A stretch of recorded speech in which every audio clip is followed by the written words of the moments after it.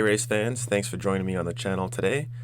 On this episode I'll be showing you how I installed some very inexpensive lighting for my rig.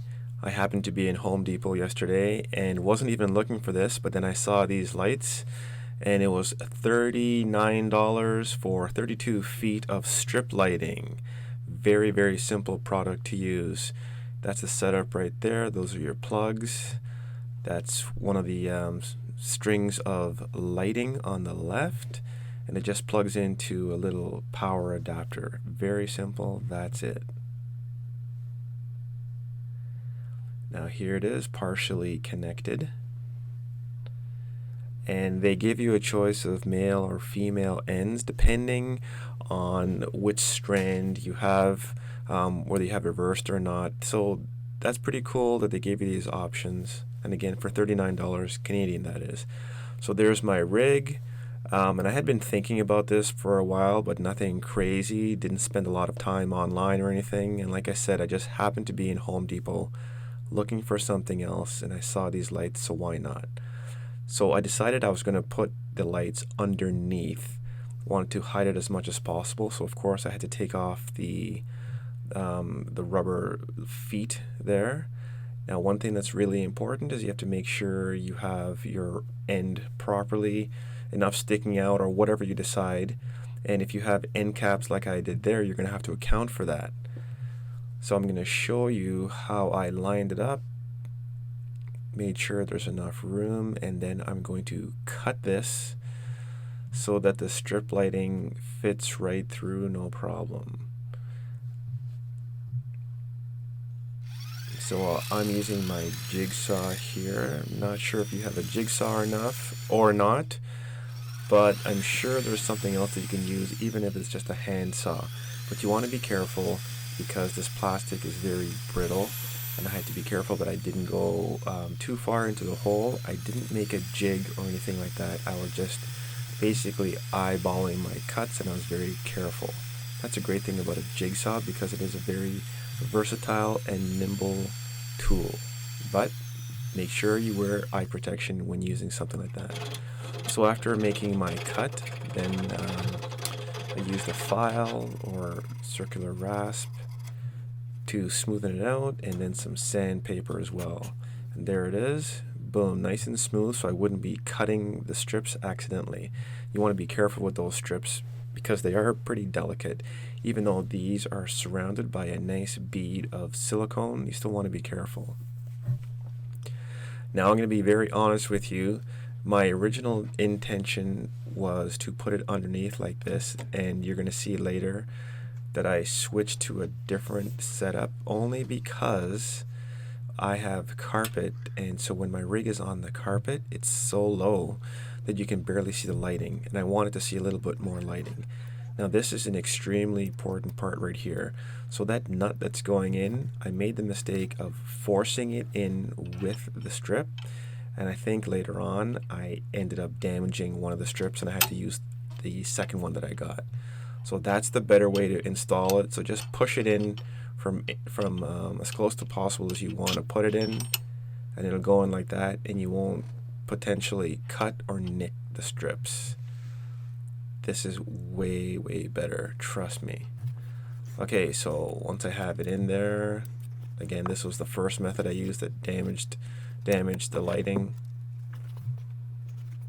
and then I inserted my end cap, and then I put my feet back on. Okay, so that's if you want to do it that way, and the lighting, yeah, lighting worked.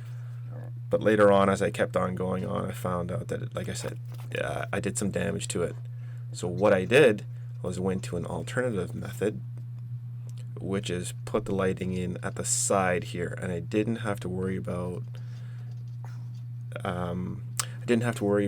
the lighting being dimmed by the carpet or anything like that. And as you'll see later on, it's a pretty cool effect. So first what I did is I lined up my strip lighting all the way around my rig, just like I did in the beginning, to make sure the end was going to be where I wanted it. and you'll just have to. Now these have sticky material all the way at the back, and it is very, very sticky material. Actually, they've done a great job with that.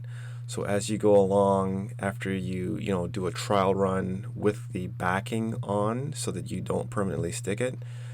So after you do that, as you're going along, you want to take off small sections of the protective backing, and then you're just going to push the strips into the slots that I have here. And I used an Allen key. I just had it handy. You want to make sure that you're not going to scratch up the rig. I definitely probably should have used something plastic, but to be honest, I was a bit lazy, so I used that Allen key that I had there. This is a pretty tricky part.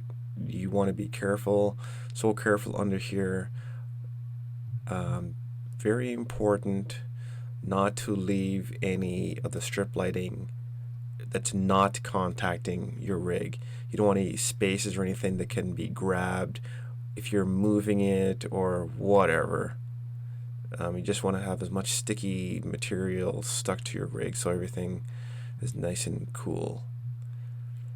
I had to move some of the wiring from my harness on that side there, and I just kept on pushing it.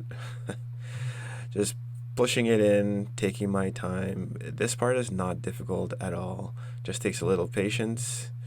Nice and slow. Remove the backing slowly as you go. Now this part here at the back, you can see that I'm using the channel that's closest to the ground because that's where I started off. And I will say that right here, I probably should have gone to the top channel as I'll go around the other side. I should have done that just before I came to the back on the left-hand side. At some point, there's going to be that crossover anyway, but it just leaves another gap if I decide to put an end cap on. Yep, just use a little bit more patience as you have to get it underneath that vertical bar there. It's not hard at all. All in all, I think I spent 2 hours doing this only because I had to use a second strip. So each strip that they give you, they come in those rolls. It's 16 feet, and one strip of the 16 feet basically does 1.5 times around my rig. So definitely more than enough. And then you plug it in just like that, and boom, and you have lots of options with that remote control. It comes with a battery even, so you can have flashing slow, flashing quickly. You can do whatever, change the colors and different color variations. And there you go, that's it. So if you have any questions, please let me know. Hopefully this gives you some ideas on how you want to decorate your rig, make it all fancy, make it custom. Thanks for watching and have fun racing. See you in the next one.